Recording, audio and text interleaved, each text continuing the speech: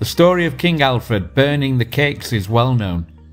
It's a staple tale told to English children where Alfred is on the run from the Vikings and hides in the home of a peasant woman. The woman asks Alfred to watch her bread cakes baking by the fire, but distracted by problems in his kingdom, the cakes burn and she scolds him.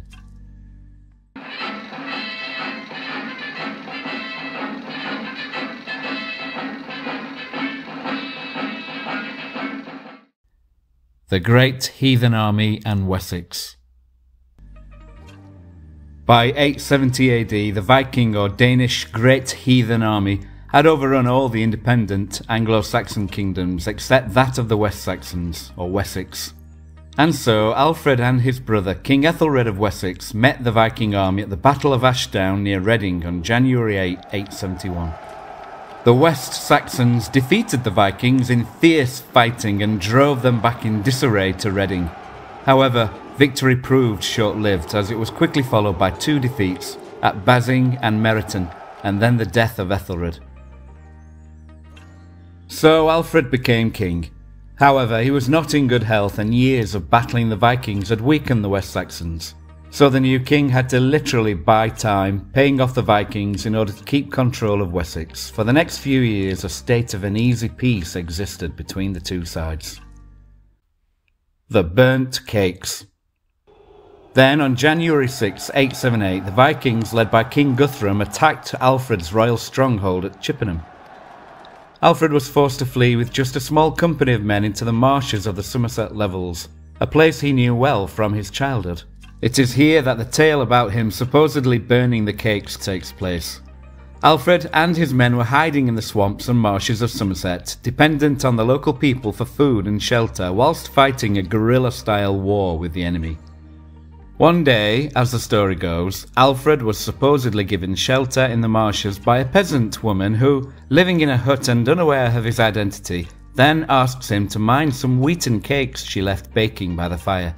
The fact that Alfred lets the peasant woman scold him is of course the real point of the narrative, indicating his humility and fitness for the role of king. Battle of Edington. In early 878, Alfred made a fort with a small band of men at Athelney, a small island in the marshes connected to the settlement of East Ling by a causeway. It was here that he planned his campaign against the Vikings.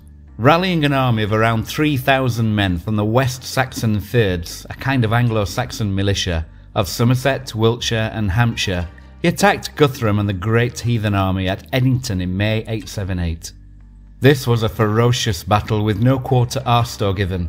According to Bishop Asser's Life of King Alfred, a chronicle compiled during Alfred's lifetime, fighting ferociously, forming a dense shield wall against the whole army of the pagans, and striving long and bravely, at last he gained the victory.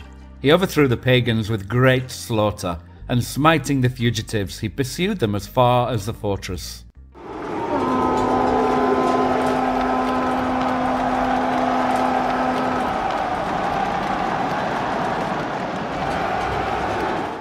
As Bishop Asser states, Alfred destroyed the Danish army and pursued the survivors as they fled to Chippenham, where they surrendered. On 15 June, Guthrum and 30 of his men were baptised at Alla near Athelney. Famously, Alfred stood as Guthrum's godfather at the ceremony.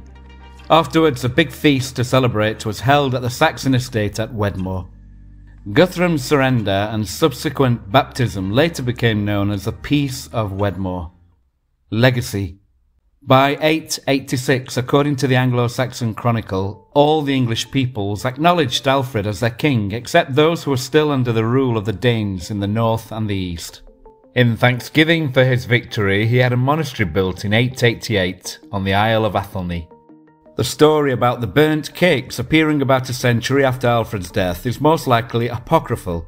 However, it may be taken as a sign of the early and growing reverence over time for Alfred in England. King Alfred would leave behind an extraordinary legacy, reforming the traditions and structure of early English society, whilst being a force for peace and stability in uncertain times. He deserves the epithet, the Great, for the remarkable cultural impact he has had on the generations that followed. We hope that you enjoyed this production about King Alfred the Great. Please like, comment and subscribe if you did. See you next time.